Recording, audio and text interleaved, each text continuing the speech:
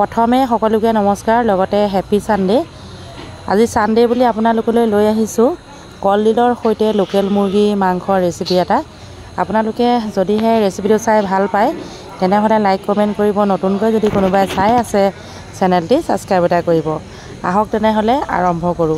এইফালে আমাৰ অমিতা মুৰ্গী মাংস মানে কাটি আছে, সি আকৌ ভিডিঅ'টো মানে কেমেৰাটো অন কৰাৰ লগে লগে সিধাই মুৰ্গীটো মানে মাথাটোহে দেখুৱাইছে। নহৰু পিঁয়াজ জালুক সকলোখিনি গোটাই লৈছোঁ, এটা গোল নেমু। যিকোনো মাংস বনালে মোৰ অকণমান টেঙা দিলেহে ভাল লাগে। এইফালে মই সৰু সৰুকৈ পিঁয়াজখিনি কাটি লৈছোঁ, লগতে নহৰু গুচাই আছে আমাৰ কণমানি টিকলিজনীয়ে। এই মাকে মানে আমাৰ ঘৰতে থাকে আৰু তাই আজি মানে 3 বছৰ বয়সৰ পৰা আমাৰ ঘৰতে থাকে। এতিয়া লাহেকৈ 11 বছৰত ভৰি দিলেহি। তাই টিক টিক টাক টাককৈ এনেকৈ নহৰু গুচাই, কেতিয়াবা পিঁয়াজ গুচাই আমাৰ লগতে লাগি থাকে। লগতে পিঁয়াজখিনি মই অকণমান মিহি মিহি কৰি দিছোঁ, যিহেতু পিঁয়াজখিনি মিহি মিহি হ'লে তেলত সোনকালে গলি যাব। ইয়াত ডাঙৰ চাইজৰ 4টা পিঁয়াজ আছে। এতিয়া মই কাটিবলৈ লৈছোঁ। এইটো চাওকচোন কলডিল, কোমলীয়া কলডিল।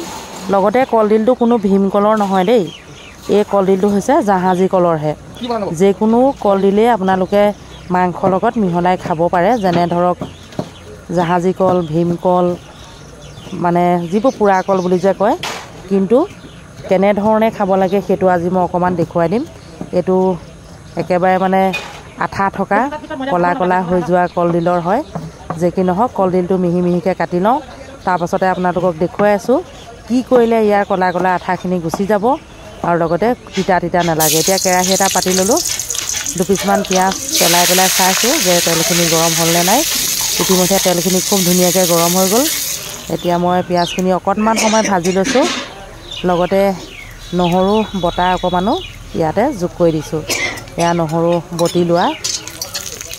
পিঁয়াজখিনি ৰঙচুৱা হোৱাৰ লগে লগে এনেধৰণে যদি নহৰু অকণমান বটি দি দিয়ে, ইমান ধুনীয়া গোন্ধ ওলায়। আপোনালোকে চাবচোন ঘৰত কেতিয়াবা নহৰু পিঁয়াজ একেলগে যেতিয়া তেলত পৰিব, সঁচাকৈ গোন্ধটো বহুত ধুনীয়া লাগে, বহুত দূৰলৈকে গোন্ধায়। আপোনালোকে এটা কথা লক্ষ্য কৰিলেনে, তেল বহুত কম দিছোঁ, যিহেতু যিকোনো মাছ মাংসত তেল থাকেই এক্সট্ৰাকৈ। যিয়ে নহওক এতিয়া মই মাংসখিনি মেৰিনেট কৰি থৈছিলোঁ, এয়া লগে লগে যোগ কৰি দিলোঁ। এতিয়া 5 মিনিটমান খুব ধুনীয়াকৈ ভাজি দিম। ইয়াত বহুতকেইটা বস্তু যোগ কৰিবলৈ আছে, আপোনালোকে চাই গৈ থাকিলে গোটেইকেইটা দেখিবলৈ পাব। আৰু লগতে মই সুন্দৰকৈ বুজাই গৈছোঁ। মই অন্যগতে ইমান ধৰক ধুনীয়াকৈ ক'বলৈ নাজানো যদিও কথাখিনি বুজি পোৱাত কোনো মানুহৰ দিগদাৰ নহয়, অসুবিধা নহয়। সেইবাবে মই খুব চিম্পুলকৈ আপোনালোকক বুজাই গৈছোঁ। এতিয়া এটা এটাকৈ যোগ কৰিম, কি কি যোগ কৰিম সকলোখিনি দেখুৱাই আছোঁ। আহি গ'ল নিমখ, যিহেতু মেৰিনেট কৰোঁতে নিমখ খুব কমকৈ দিছিলোঁ, সেয়েহে নিমখ অলপ দি দিলোঁ। নিমখ দি পেলাই অকণমান সময় ভাজি দিয়াৰ লগে লগে ইয়াৰ পৰা তেলখিনি ওলাব, লগতে অলপ মানে পানী টাইপত আছে যে সেইখিনিও ওলাব। ওলোৱাৰ লগে লগে ধৰক মাংসখিনি খুব ধুনীয়াকৈ সিজি যাব। এয়া চাওকচোন। এতিয়া 10 মিনিটৰ পাছত আপোনালোকক দেখুৱাইছোঁ। এয়া আহি গ'ল জালুক। মুৰ্গী মাংসত জালুক দিলেহে ভাল লাগে, নহয়নে বাৰু? আৰু এতিয়া অকণমান ঠাণ্ডা আহিছে। অকণমান এয়া নহৰু পানী দেই, মানে খুন্দনাটো যে নহৰু পিচিছিলোঁ তাতে অকণমান পানী দিছিলোঁ। এতিয়া জালুকখিনি দিয়াৰ লগে লগে জ্বলি যাব আৰু গোটেই কাহ আৰু পাত ওলাই যাব পাৰে মানুহৰ পাকঘৰতে। সেয়েহে মানে অকণমান নহৰু পানীকণ মানে ইয়াতে যোগ কৰি দিছোঁ আৰু ধুনীয়াকৈ ভাজি দিছোঁ। জালুক যেতিয়া আপোনালোকে এনেধৰণে দিব, ধৰক জ্বলি যাবলৈ নিদিব, তেতিয়া তিতা তিতা ভাৱ এটা আহিব। সেইবাবে জালুকখিনি যাতে জ্বলি নাযাওক, লগতে খুন্দনাত থকা নহৰু পানীখিনি নষ্ট নহওক, সকলোখিনি ইয়াতে দি দিলোঁ। যিহেতু জাহাজী কলৰ কলডিলে হয়, মই গৰম পানীত নিমখ দি আধা ঘণ্টা তিয়াই থ'লোঁ। খুব ধুনীয়াকৈ কলা কলা পানীটো ওলাই গ'ল। এতিয়া মই মানে পানীৰ পৰা উঠাই চেপি এনেধৰণে মাংসখিনিত যোগ কৰি দিলোঁ। যিকোনো কলডিলেই খাব পাৰে, আপোনালোকক কথাটো মই বুদ্ধিটো দি দিছোঁ। মানে ধৰক গৰম পানীত নিমখ দি আধা ঘণ্টামান তিয়াই থ'ব লাগে, কলা কলা দাগটো গুচি যায়, তিতা তিতা মানে যিটো এটা ভাৱ থাকে সেইটোও গুচি যায়। এতিয়া আৰু 10 মিনিট খুব ধুনীয়াকৈ এনেধৰণে ভাজি দিম। ইয়াতে আৰু 2টামান বস্তু যোগ কৰিবলৈ আছে, সেয়াও আপোনালোকক দেখুৱাই আছোঁ। মাংস 1 কিলো ওপৰত আছে, অকণমান ডাঙৰ মুৰ্গী। প্ৰথমতে আপোনালোকে দেখিলেই। লগতে আকৌ জনাইছোঁ, যদি কোনোবাই নতুনকৈ চাইছে ভিডিঅ'সমূহ যদি চাই ভাল পাইছে শ্বেয়াৰ কৰিব, লগতে কোন জেগাৰ পৰা চাইছে কমেণ্ট কৰিব। নতুনকৈ কোনোবাই যদি চাইছে চেনেলটি ছাবস্ক্ৰাইব কৰি থ'ব দেই। অকণমান সময় ঢাকি দিওঁ, ধৰক 5 মিনিটমান ঢাকি দিলেই হৈ যাব আৰু। তাৰপিছতে এতিয়া আপোনালোকক আকৌ দেখুৱাই আছোঁ ঢাকি দিয়াৰ পাছত। এইয়া এতিয়া গৰম পানী যোগ কৰি দিলোঁ, যিহেতু জোল অকণমান হ'লে খাই ভাল লাগিব। কলডিলখিনি দিয়াৰ পাছত মানে অকণমান ভাজি পেলাই অকণমান সময় ঢাকি দিলোঁ। কলডিলো সিজিলে, মাংসও প্ৰায় সিজিলে। এতিয়া জোলখিনি লাগিবই, অকণ জোল নহ'লে নহ'বই, সেইবাবে গৰম পানী যোগ কৰি দিলোঁ।